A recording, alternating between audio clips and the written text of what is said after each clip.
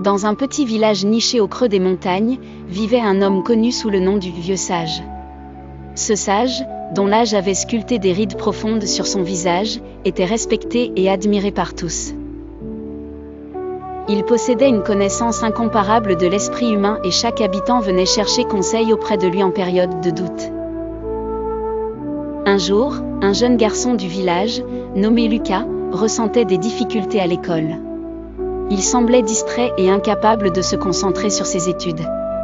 Ses parents, inquiets pour son avenir, décidèrent de l'emmener voir le vieil sage à la suggestion de leur voisin. Lucas arriva chez le sage, qui l'accueillit avec un sourire bienveillant et l'invita à s'asseoir sous le grand chêne dans son jardin. « Mon garçon, quel est ton souci ?» demanda le vieux sage de sa voix rassurante. Lucas hésita, puis confessa son incapacité à se concentrer. « Il y a toujours tant de choses dans ma tête, dit-il en baissant les yeux. Le vieux sage acquiesça et prit un moment avant de répondre.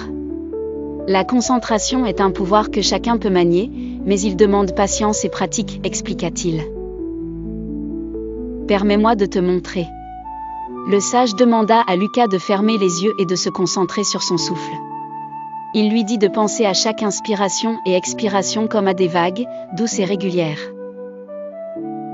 Tu vois, les pensées vont et viennent, comme les vagues de la mer. Ne t'attache pas à elles, laisse-les s'éloigner, murmura-t-il. Après quelques minutes, Lucas ressentit une paix inattendue l'envahir. Ses pensées devenaient moins lourdes et sa concentration plus forte. Instruire Lucas semblait être plus qu'une simple leçon, c'était une transformation. Pris sous l'aile du vieil sage, le garçon se mit à pratiquer la méditation chaque jour. Il suivait les conseils du sage, oubliant de se soucier inutilement.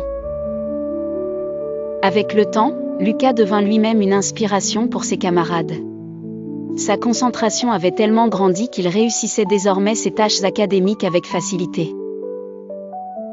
Enfin, le sage fit comprendre à Lucas une leçon précieuse, la concentration est comme cultiver un jardin, il faut du temps, l'eau et de l'attention.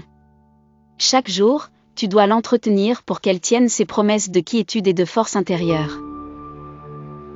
Avec cette sagesse, Lucas apprit non seulement à se concentrer, mais aussi à vivre en harmonie avec lui-même et les autres.